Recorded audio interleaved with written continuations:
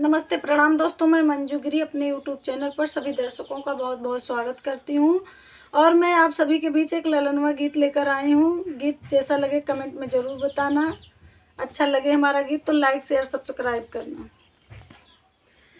के करेने नदिया में झिलमिल पनिया, अरे झिलमिल पनिया, अरे के करे में बहेला सेवर रे लल मायर, के करे में बहेला सेवर रे ललनवा, के करे ने पनिया में रहली मछलिया, अरे रहली मछलिया, अरे के ना अरे के हो ना जलवा छोड़ा मेरे ललनवा, अरे के हो ना जलवा छोड़ा बिछा मेरे ललनवा।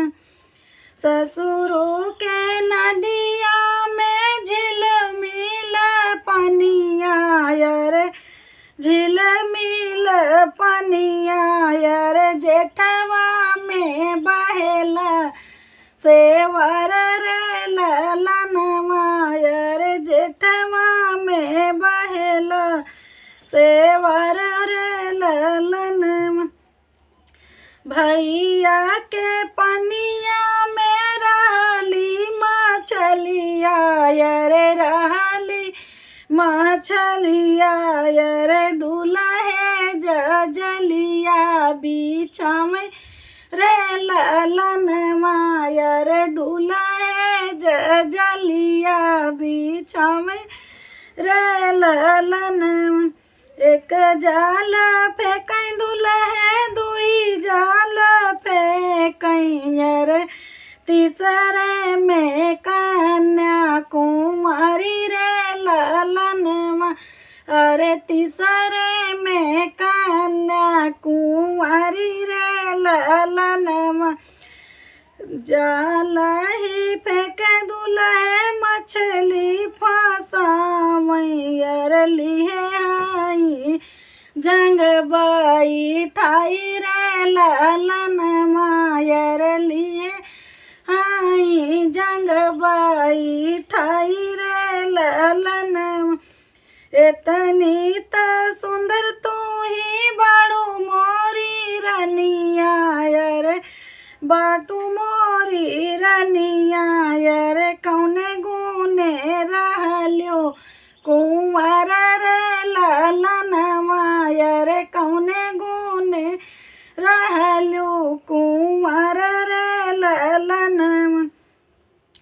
बाबा त मोरे स्वामी बहुत गरीबवा, अरे बहुत गरीबवा, अरे यही गुने रहली कुंवर रे ललनवा, अरे यही गुने रहली कुंवर रे ललनवा। इतनी बचन सुनी भाभी हो कामन देई, भाभी हो कामन देई, अरे बतिया जे पूछे और थाई रे ललनवा, अरे बतिया तो पूछे और थाई रे ललनवा। इतना तू सुंदर बाट्या हो दुल्हे, अरे कौने गुने रहला कुंवर रे ललनवा, अरे कौने गुने रहला कुंवर रे ललनवा।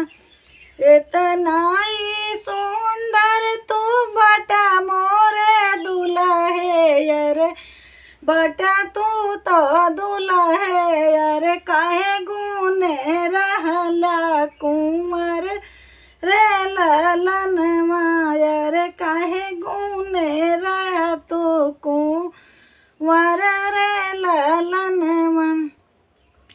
के करे नी नदिया में झिलमिल पवनिया यर के करे मैं बहेला से वर रे ललन मायर के करे मैं बहेला से वर